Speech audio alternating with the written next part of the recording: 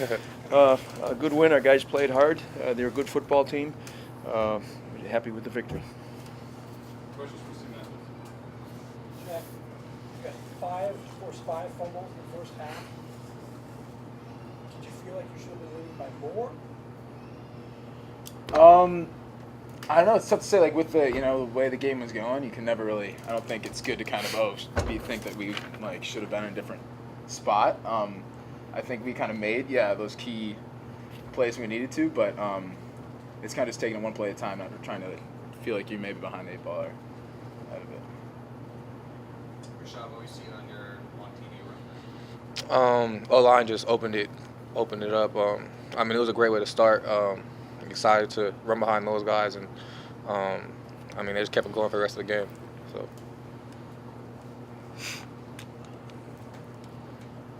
Does it mean that, Jack, start with you. Does it mean that you guys are the ones that finally got the Harvard Hex off the program? Yeah, I mean, it's been something that has kind of hung over this program side, I think, for a while, and it's tough to, I think, put into words what we're kind of feeling right now. We're just excited we won the game, but I think it's just kind of shifting that focus to just kind of another opponent in the Ivy League. Like, we kind of got to get to this state where we're just kind of taking the same mindset with everyone. Like, we can't really elevate anyone throughout the week. That was kind of an emphasis where it's just we're going to do our thing. We're going to play Dartmouth football, and hopefully kind of this win allows us to begin to kind of really shift that perspective. You guys celebrating though with the guys who come back from previous years. It looked like you guys won the Ivy League title out there. Yeah, I mean, what was the streak? I mean, I think it was 17 years. 17 years or whatever it was. I mean, it's a big win. I think it means a lot to the guys. I mean, yeah, obviously really excited about that we were able to get it done.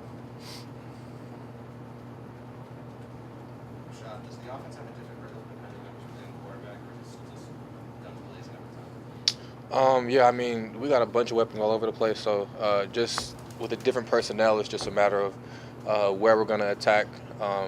Just different schemes, but I think we are dynamic no matter who's in.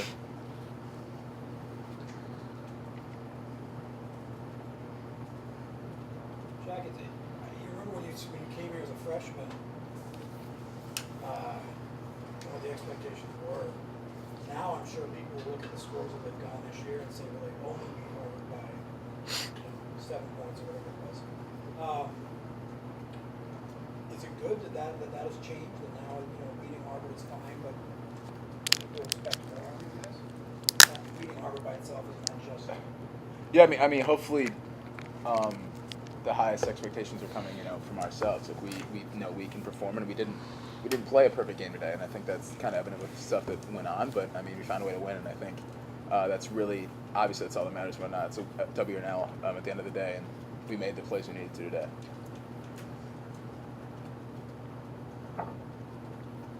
Jack, talk about how the defense did bow up a couple times in the first half.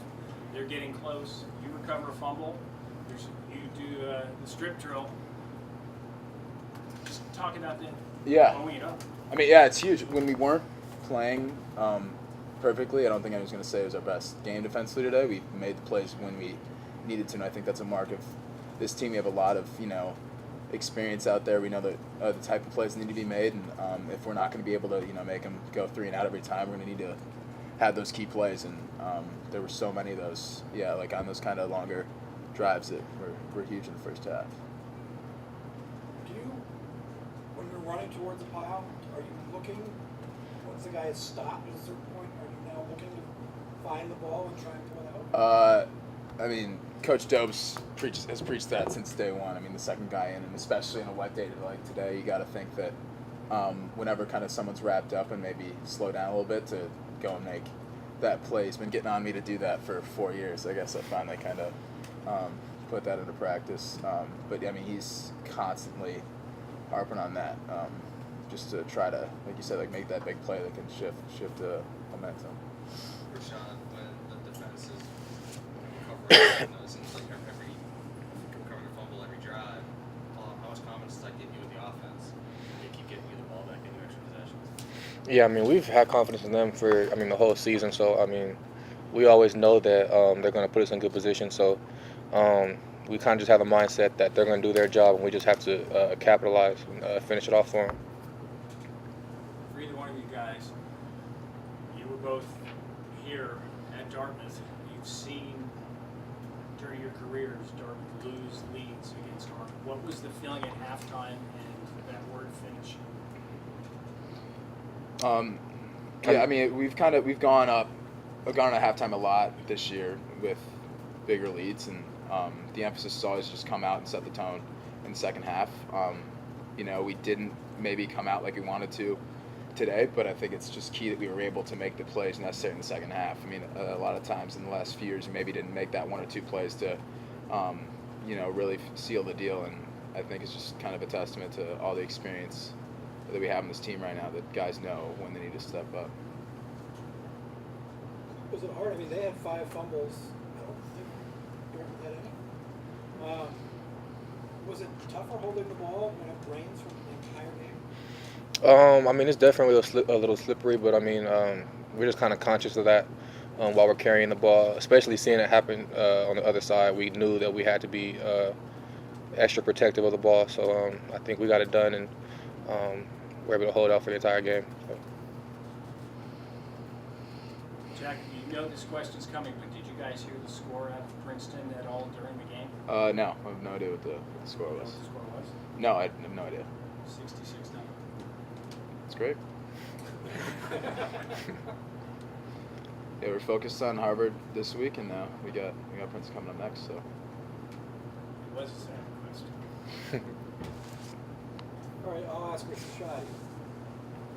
This is the game that sort of has been shaping up for a while now, Princeton Dartmouth. Past Harvard, what do you think? I mean, this must be kind of why you play football, is to get a chance to be in a game like that. Yeah, I mean, we're excited. I feel like we're in a good position right now with having 7 wins. It's just another opportunity for us to get closer to our ultimate goal of winning the championship. So we're approaching it like any other game, and we're going to prepare hard and focus on Princeton.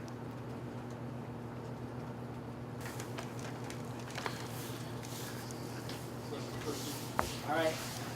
How good does it feel? How good is your Thanksgiving meal going to be this year?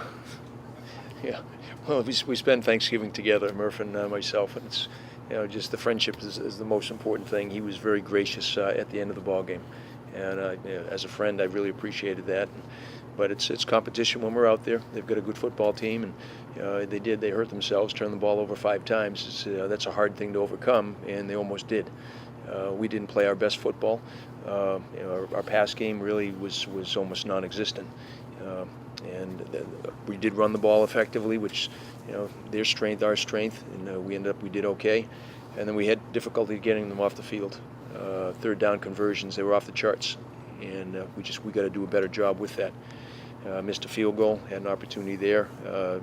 Mishandled probably the clock management at the end of the half. We used our timeouts, and I don't like to use those. So there are things that we left out there. But the bottom line was it was a win for us. Kids are excited, coaches are excited, and let's prepare for the next one. But isn't it kind of important that Jack's shot at what the guys were saying, how this wasn't a perfect game, we made a lot of mistakes, and yet still you're able to get the W, and then when everything's flowing, of course, win isn't important to find ways to get the wins. Yeah, no, and I'm proud of the guys because there was no doubt or question, oh God, what's happening? The guys, they believe they're going to make good things happen. That last drive, we had to get a first down, had to get one, and we're 3rd and 5, and we got a first down, and they're a good defense, and they defend the run extremely well, and they're a tough physical team. It was a physical ball game, but you're exactly right. You can take that away from. It was a close ball game against a good opponent, and we found a way to win. And there was a day when victory over Harvard would have been celebrated. It was celebrated pretty well, but now people are sort of picking at it and saying, well, it wasn't this or it wasn't that. Which is okay. Expectations are high. Expectations of my team are high. Right. They're self-critical down there as well. Just we could have, and but it's nice to be competitive like that. It's taken us a while to get to the point that we are, but we've got a good football team, and it's important to them. They play hard together. Do you worry that they were so excited and the guys are climbing out the stands and the whole deal that No, I think the alumni body was probably, I mean, they were ecstatic, and it became contagious. Right. And our guys, after the game, they're happy, as they are after every, but they're self-critical as well. Right. You know, and these guys, just their demeanor and so forth, we could have played better, and we didn't. But we didn't play as well as we could, and we won. And that's, to me, that's a mark of a good football team. Right. Good.